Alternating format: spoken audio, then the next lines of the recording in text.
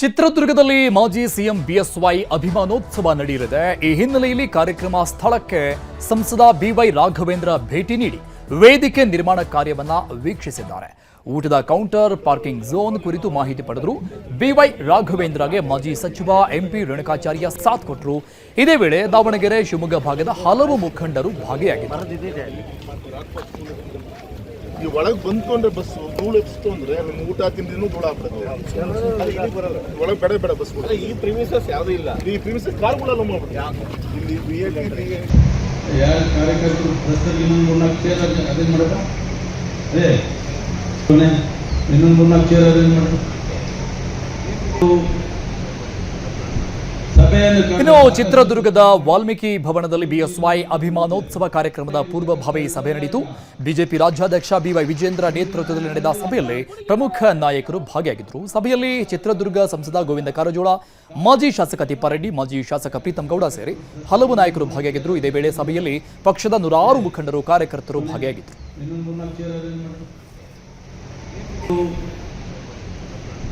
ಸಭೆಯನ್ನು ಕರೆದು ಸಾಕಷ್ಟು ಚರ್ಚೆ ಮಾಡಿ ಒಂದು ತೀರ್ಮಾನಕ್ಕೆ ಬಂದಿದ್ದೇವೆ. 5 ರಾಜ್ಯಗಳು ಹಾಗೂ ಕರ್ನಾಟಕದ 2 ಉಪಚುನಾವಣೆಗಳ ಮತ ಎಣಿಕೆ ನಾಳೆ ನಡೆಯಲಿದೆ. ಈ ಚುನಾವಣಾ ಫಲಿತಾಂಶದ ನೇರ ಪ್ರಸಾರ ನಾಳೆ ಬೆಳಗ್ಗೆ 7 ಗಂಟೆಯಿಂದ ನಿಮ್ಮ ನ್ಯೂಸ್ 18 ಕನ್ನಡದಲ್ಲಿ ಪ್ರಸಾರವಾಗಲಿದೆ. ನಿಖರ ಸ್ಪಷ್ಟ ಫಲಿತಾಂಶಕ್ಕೆ ನ್ಯೂಸ್ 18 ಕನ್ನಡವನ್ನ ವೀಕ್ಷಿಸಿ.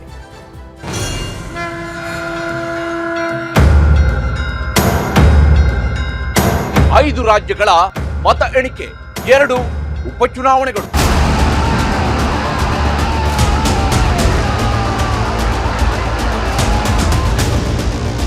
ವೇಗವಾಗಿ ರಿಸಲ್ಟ್ ಕೊಡಬೇಕು ಅಂತ ತಪ್ಪ ಟ್ರೆಂಡಿಂಗ್ ತೋರಿಸಲ್ಲ. ಎಲ್ಲ ಕೌಂಟಿಂಗ್ ಸೆಂಟರ್ಗಳಲ್ಲೂ ವರದಿಗಾರರಿರುವ ಕನ್ನಡದ ಏಕೈಕ ನ್ಯೂಸ್ ಚಾನಲ್.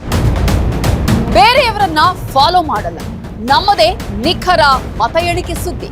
ಪಕ್ಕಾ ಫಲಿತಾಂಶ ಅತಿ ದೊಡ್ಡ ನ್ಯೂಸ್ ನೆಟ್ವರ್ಕ್ ಬಿಟ್ಟು ಇನ್ನೆಲ್ಲಿ ಸಾಧ್ಯ. ಎಲೆಕ್ಷನ್ ರಿಸಲ್ಟ್ಗೆ ಅತ್ಯಂತ ವಿಶ್ವಾಸಾರ್ಹ ಚಾನಲ್ ನ್ಯೂಸ್ 18 ಕನ್ನಡ. ಪಂಚ ತೀರ್ಪು 7 ಗಂಟೆಯಿಂದ ನಾನ್ ಸ್ಟಾಪ್ ನೇರ ಪ್ರಸಾರ. ಬೌರಿಂಗ್ ಆಸ್ಪತ್ರೆ ಗೋಡೆ ಬಿದ್ದು 7 ಜನ ಸಾವು ಪ್ರಕರಣಕ್ಕೆ ಸಂಬಂಧಪಟ್ಟಂಗೆ ಈ ದುರಂತದ ನಂತರ ಕಡೆಗೂ ಎಚ್ಚೆತ್ತುಕೊಂಡಿದೆ ಜಿಬಿಎ. ಅಪಾಯಕಾರಿ ಗೋಡೆಗಳನ್ನ, ಕಟ್ಟಡಗಳನ್ನ ತೆರವು ಮಾಡೋಕೆ ಜಿಬಿಎ ಈಗ ಸೂಚನೆಯನ್ನ ಕೊಟ್ಟಿದೆ. ಕಾರ್ಯಪ್ರವೃತ್ತ ಕೂಡ ಆಗಿದೆ. ದುರಂತದ ನಂತರದಲ್ಲಿ ಜಿಬಿಎ ಅಧಿಕಾರಿಗಳು ಎಚ್ಚೆತ್ತುಕೊಂಡು ಈಗ ಕಾರ್ಯಪ್ರವೃತ್ತರಾಗಿದ್ದಾರೆ. ಎಲ್ಲೆಲ್ಲಿ ಅಪಾಯಕಾರಿ ಗೋಡೆಗಳಿದ್ದಾವೆ ಅಂದ್ರೆ ಬೀಳುವ ಹಂತದಲ್ಲಿದ್ದಾವೆ, ಎಲ್ಲೆಲ್ಲಿ ಬೀಳುವ ಹಂತದಲ್ಲಿ ಶಿಥಿಲಾವಸ್ಥೆಯಲ್ಲಿರುವಂತಹ ಕಟ್ಟಡಗಳಿದ್ದಾವೆ, ಹಳೆ ಕಟ್ಟಡಗಳು, ಅವನ್ನ ತೆರವು ಮಾಡಲಾಗ್ತಾ ಇದೆ. ಜಿಬಿಎಯಿಂದ 5 ನಗರ ಪಾಲಿಕೆಗಳಿಗೆ ಸೂಚನೆಯನ್ನ ಕೊಟ್ಟಿರೋದು. ಬಿನ್ನಿಮಿಲ್ ರಸ್ತೆಯಲ್ಲಿ 300 ಮೀಟರ್ ಗೋಡೆಯನ್ನ ನೆಲಸಮ ಮಾಡಲಾಗಿದೆ. ಇನ್ನೂ 100 ಮೀಟರ್ ಗೋಡೆ ತೆರವು ಕಾರ್ಯ ನಡೀತಾ ಇದೆ ಸದ್ಯಕ್ಕೆ. ಇನ್ನು ಮಲ್ಲೇಶ್ವರಂನಲ್ಲಿ ಈಗಾಗಲೇ 240 ಮೀಟರ್ ಗೋಡೆ ತೆರವು ಮಾಡಲಾಗಿದೆ. ನಗರದಲ್ಲಿನ ಅಪಾಯಕಾರಿ ಗೋಡೆಗಳು ಎಲ್ಲೆಲ್ಲಿದೆ, ಎಲ್ಲೆಲ್ಲಿ ಅಪಾಯಕಾರಿ ಕಟ್ಟಡಗಳಿದ್ದಾವೆ, ಇವತ್ತೋ ನಾಳೆ ಬೀಳುತ್ತಾವೆ ಅನ್ನುವಂಥ ಸ್ಥಿತಿಯಲ್ಲಿರುವಂತಹ ಕಟ್ಟಡಗಳನ್ನ ತೆರವು ಮಾಡುವಂತಹ ಪ್ರಕ್ರಿಯೆಗಳನ್ನ ಕಾರ್ಯಪ್ರವೃತ್ತಿಯನ್ನ ಮಾಡಿರುವಂಥದ್ದು ಜಿಬಿಎ. ಮೊನ್ನೆ ಬೌರಿಂಗ್ ಆಸ್ಪತ್ರೆಯ ಹೊರಭಾಗದಲ್ಲಿರುವಂಥ ಕಟ್ಟಡ ಬಿದ್ದು, ಗೋಡೆ ಬಿದ್ದು ದುರ್ಮರಣ ಹೊಂದಿದಂತಹ 7 ಜನರ ಪ್ರಕರಣದ ನಂತರದಲ್ಲಿ ಈ ಕ್ರಮ. ಈಗ ಉಡುಪಿಯ ಸ್ವರ್ಣಾ ನದಿ ಪಾತ್ರದಲ್ಲಿ ಮಣ್ಣಿನ ಸವಕಳಿ ನಡೀತಾ ಇದೆ. ನದಿ ಕೊರೆತದಿಂದ ಅಪಾಯದ ಎಚ್ಚರಿಕೆ ಎದುರಿಸ್ತಾ ಇದ್ದಾರೆ ಅಲ್ಲಿನ ಜನರು. ನಾಗರಜಿಡ್ಡ ಭಾಗದ ಜನರಿಗೆ ಇದರಿಂದ ಆತಂಕ ತಲೆದೂರಿರುವುದು. ಸ್ವರ್ಣಾ ನದಿ ಪಾತ್ರದಲ್ಲಿ ಮಣ್ಣಿನ ಸವಕಳಿ ಆಗ್ತಾ ಇದೆ. ಈ ನದಿ ಕೊರೆತದಿಂದ ಅಪಾಯದ ಎಚ್ಚರಿಕೆ ಜನರಿಗೆ. ನಾಗರಜಿಡ್ಡ ಭಾಗದ ಜನರಿಗೆ ಇದರಿಂದ ಆತಂಕ ಜಾಸ್ತಿ ಆಗ್ತಾ ಇದೆ ದಿನೇ ದಿನೇ. ಬ್ರಹ್ಮಾವರದ ಉಪ್ಪೂರು ಗ್ರಾಮದ ನಾಗರಜಿಡ್ಡ ಉಪ್ಪು ನೀರು ತಡೆಗೆ ಹಾಕಿರುವಂತಹ ಅಣೆಕಟ್ಟೆ ಅರ್ಧಕ್ಕೆ ನಿಂತುಕೊಂಡಿದೆ. ಕಾಮಗಾರಿ, ಅಣೆಕಟ್ಟೆ ಕಾಮಗಾರಿ ಅರ್ಧಂಬರ್ಧ ಆಗಿದೆ. ಅಣೆಕಟ್ಟೆಯಿಂದ ಹೆಚ್ಚಿದ ನೀರಿನ ಒತ್ತಡ ನದಿ ಪಾತ್ರದ ರಸ್ತೆಗಳಲ್ಲಿ ಭೀಕರ ಕುಸಿತಕ್ಕೆ ಕಾರಣ ಆಗ್ತಾ ಇದೆ. ಮಳೆಗಾಲಕ್ಕೆ ರಸ್ತೆ ಸಂಪರ್ಕ ಕಡಿತದ ಭೀತಿ ಕೂಡ ಇದೆ. ಅತಿ ಹೆಚ್ಚಿನ ನೀರು ಹೊರಗೆ ಬಂದ್ರೆ ಆ ಸೇತುವೆ ಮೇಲ್ಭಾಗದಿಂದ, ಯಾಕಂದ್ರೆ ಅದು ಸೇತುವೆ ಇನ್ನೂ ಪರಿಪೂರ್ಣವಾಗಿ ರೆಡಿ ಆಗಿಲ್ಲ. ಅಕ್ಕಪಕ್ಕದ ರಸ್ತೆಗಳಲ್ಲಿ ಅಕ್ಕಪಕ್ಕ ಇರುವಂತಹ ಜನನಿಬಿಡ ಪ್ರದೇಶಕ್ಕೆ ಆ ನೀರು ಹೋಗುವಂತ ಸಾಧ್ಯತೆ ಇದೆ. ಅಣೆಕಟ್ಟೆಯಿಂದ ಹೆಚ್ಚಿದ ನೀರಿನ ಒತ್ತಡ ಆ ಕಡೆ ಈ ಕಡೆ ಹರಿಯುವಂತ ಸಾಧ್ಯತೆ ಇದೆ. ನದಿ ಪಾತ್ರದ ರಸ್ತೆಗಳಲ್ಲಿ ಭೀಕರ ಕುಸಿತ ಆಗಿರುವುದು ಈಗಾಗಲೇ ಕುಸಿದು ನೀರು ಪಾಲಾಗಿದೆ ಕಾಂಕ್ರೀಟ್ನ ರಸ್ತೆ. ಅದರ ಎಫೆಕ್ಟ್ ತಟ್ತಾ ಇದೆ ಈಗಾಗಲೇ.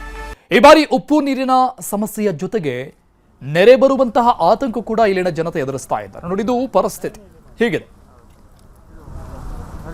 ಅರ್ಧಂಬರ್ಧ ಆಗಿರುವಂತಹ ಕಾಮಗಾರಿ, ಅಟ್ಲೀಸ್ಟ್ ಇದು ಪೂರ್ಣ ಪ್ರಮಾಣದಲ್ಲಿ ಆಗಿದ್ರೆ ಈ ಸಮಸ್ಯೆಯನ್ನು ಈ ಭಾಗದ ಜನತೆ ಎದುರಿಸ್ತಾ ಇರಲಿಲ್ಲ ಈ ಹಂತದಲ್ಲಿ. ಇನ್ನೇನು ಕೆಲವೇ ದಿನಗಳಲ್ಲಿ ಮಳೆಗಾಲ ಆರಂಭ ಆಗುತ್ತೆ, ಅಲ್ಲಿನ ನೀರಿನ ಹರಿವು ಜಾಸ್ತಿ ಆಗುತ್ತೆ. ಸೊ ಈಗ ಅಡ್ಡಲಾಗಿ ಕಟ್ಟಿರುವಂತಹ ಅರ್ಧಂಬರ್ಧ ಅಣೆಕಟ್ಟಿಗೆ ಆ ನೀರಿನ ಒತ್ತಡ ಜಾಸ್ತಿ ಆಗಿ ಅಕ್ಕಪಕ್ಕದ ರಸ್ತೆಗಳಿಗೆ ನೀರು ನುಗ್ಗುತ್ತೆ, ಜನನಿಬಿಡ ಪ್ರದೇಶದಲ್ಲಿ ನೀರು ತುಂಬಿಕೊಳ್ಳುತ್ತೆ. ಒಂದು ವರ್ಷದ ಹಿಂದೆ ಇಲ್ಲಿ ಡ್ಯಾಮ್ ಮಾಡ್ಲಿಕ್ಕೆ ಸ್ಟಾರ್ಟ್ ಮಾಡಿದ್ರು. ಆ ಡ್ಯಾಮಿಗೆ ಮಣ್ಣು ಹಾಕಿದ್ರು. ಆ ಮಣ್ಣನ್ನು ಸಮರ್ಪಕವಾಗಿ ತೆಗೆಯದ ಪರಿಣಾಮವಾಗಿ ಒಂದು ಸೈಡಲ್ಲಿ ನದಿ ದಂಡೆ ಹಾಗೂ ರಸ್ತೆ ಕುಸಿಯಿತು. ನಮ್ಮ ನಾಗರಜಿಡ್ಡ ಬದಿಯಲ್ಲಿ 20 ಮರಗಳು ಹಾನಿಗೀಡಾಯ್ತು, ನದಿಗೆ ಆಹುತಿ ಆಯ್ತು. ಆದ್ರಿಂದ ಇಲ್ಲಿ ನಡ್ಕೊಂಡು ಹೋಗ್ಲಿಕ್ಕೂ ಹೆದರಿಕೆ ಆಗ್ತದೆ. ಮುಂದಿನ ದಿನಗಳಲ್ಲಿ ಇದಕ್ಕೆ ಜಿಲ್ಲಾಡಳಿತ ಒಂದು ಸಮರ್ಪಕವಾದಂತ ವ್ಯವಸ್ಥೆಯನ್ನು ಕಲ್ಪಿಸಿಕೊಟ್ಟು ನದಿ ದಂಡೆಯನ್ನು ರಚಿಸಿ ರಸ್ತೆಯನ್ನು ನಮ್ಗೆ ಮಾಡಿಕೊಡ್ಬೇಕಾಗಿ ವಿನಂತಿಸ್ತೇವೆ. ಮಳೆಗಾಲದಲ್ಲಿ ಸ್ಟಾಪ್ ಮಾಡಿದ್ರು. ಅಲ್ಲಿ ಏನು ಡ್ಯಾಮ್ ಕಟ್ಲಿಕ್ಕೆ ಅಲ್ಲೇನು ಮಣ್ಣು ಹಾಕಿದ್ರು, ಸರೌಂಡೆಡ್ ಮಣ್ಣು ಹಾಕಿದ್ರು ನೋಡಿ. ಅದು ಮಳೆಗಾಲದಲ್ಲಿ ಅರ್ಧಂಬರ್ಧ ತೆಗ್ದು ಉಳ್ದದ ಅಲ್ಲೇ ಉಂಟು. ಅದು ಬೇಸ್ ಏನು ಮಣ್ಣು ಕೊಟ್ಟಿದ್ದಾರೆ ಅದು ಅಲ್ಲೇ ಉಂಟು, ಅದು ಫುಲ್ ತೆಗಿಲಿಲ್ಲ. ಸೊ ಅದ್ರ ರಿಸಲ್ಟ್ ಎಂತ ಅಂದ್ರೆ ನೀರು ಸರಾಗವಾಗಿ ಹೋಗ್ಲಿಕ್ಕೆ ಆಗುದಿಲ್ಲ. ಸೊ ಅದ್ರ ರಭಸ ಏನುಂಟು ಈ ಸೈಡ್ ಅಲ್ಲಿ ಅದು ಎಫೆಕ್ಟ್ ಆಗ್ತಾ ಉಂಟು. ಇದರಿಂದ ಏನು ಮಣ್ಣೆಲ್ಲ ಕೊರೆದು ಎಲ್ಲ ಹೋಗ್ತಾ ಉಂಟು. ಸೊ ಎಲ್ಲ ಮರಗಳು ಆಲ್ಮೋಸ್ಟ್ 20 ಮರಗಳು ಬಿದ್ದೋಗಿವೆ. ಸೊ ಇನ್ನು ಒಂದು ಬೀಳ್ತಾ ಉಂಟು. ಎಲ್ಲ ಬೇರೆಲ್ಲ ಮೇಲ್ ಬಂದಿದೆ. ಈ ರೋಡ್ ಫುಲ್ ಹೋದ್ರೆ ಒಂದು 50 ಮನೆಗಳಿದೆ ಇಲ್ಲಿ. ಸೊ ಜನರಿಗೆ ಆಚೀಚೆ ಹೋಗ್ಲಿಕ್ಕೆ ತುಂಬಾ ಕಷ್ಟ ಆಗ್ತದೆ. ಸೊ ಆಲ್ಮೋಸ್ಟ್ ಆಕ್ಟಿವಿಟೀಸ್ ಎಲ್ಲ ಇದೇ ರೋಡ್ ಅಲ್ಲಿ ಆಗೋದು. ಸೊ ಏಜ್ಡ್ ಪೀಪಲ್ ಅವರಿಗೆಲ್ಲ ತುಂಬಾ ಕಷ್ಟ ಆಗ್ತದೆ ಸರ್. ಇದು ಆಶ್ರಮ ಕೂಡ ಉಂಟು. ಸೊ ನೈಟ್ ಟೈಮ್ ಅಲ್ಲಿ ಮಕ್ಕಳಿಗೆ ಅಥವಾ ಯಾರಿಗೂ ಹುಷಾರಿಲ್ಲ ಅಂದ್ರೂ ಕೂಡ ಸೊ ಹೋಗ್ಲಿಕ್ಕೆ ಆಗುದಿಲ್ಲ, ತುಂಬಾ ಕಷ್ಟ ಆಗ್ತದೆ. ಮಳೆಗಾಲದಲ್ಲಿ ಸ್ಟಾಪ್ ಮಾಡಿದ್ರು. ಅಲ್ಲಿ ಏನು ಡ್ಯಾಮ್ ಕಟ್ಲಿಕ್ಕೆ ಅಲ್ಲೇನು ಮಣ್ಣು ಹಾಕಿದ್ರು.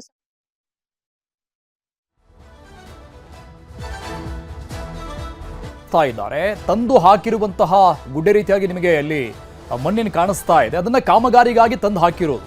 ಬಟ್ ಕಾಮಗಾರಿ ಅರ್ಧಂಬರ್ಧ ಆಗಿದೆ. ಅಟ್ಲೀಸ್ಟ್ ಆ ಮಣ್ಣನ್ನಾದ್ರೂ ತೆರವುಗೊಳಿಸಿದ್ರೆ ನೀರು ಸರಾಗವಾಗಿ ಹರಿದು ಹೋಗ್ತಾ ಇತ್ತು. ಒಂದು ಕಡೆ ಕಾಮಗಾರಿನೂ ಮಾಡಲಿಲ್ಲ, ಮತ್ತೊಂದು ಕಡೆ ತಂದು ಹಾಕಿರುವಂತಹ ಲೋಡ್ಗಟ್ಟಲೆ ಮಣ್ಣು ಕೂಡ ಅಡ್ಡಕ್ಕೆ ಹಾಕಿರೋದು. ನೀರೀಗ ಸರಾಗವಾಗಿ ಹರಿದು ಹೋಗೋದನ್ನ ಅಡ್ಡ ಹಾಕದಂತ ರೀತಿಯಲ್ಲಿದೆ. ಸೊ ಇಲ್ಲಿಂದ ನೀರು ರಭಸವಾಗಿ ಹರಿದುಕೊಂಡು ಬಂದಾಗ ಗುಡ್ಡಕ್ಕೆ ಅಂದ್ರೆ ಕೃತಕವಾಗಿ ಇವರು ನಿರ್ಮಾಣ ಮಾಡಿರುವಂಥದ್ದು, ಅಲ್ಲಿಂದ ನೀರು ಜನನಿಬಿಡ ಜಾಗಕ್ಕೆ ಬರುತ್ತೆ ಅಂತ ಅವರ ಆರೋಪ.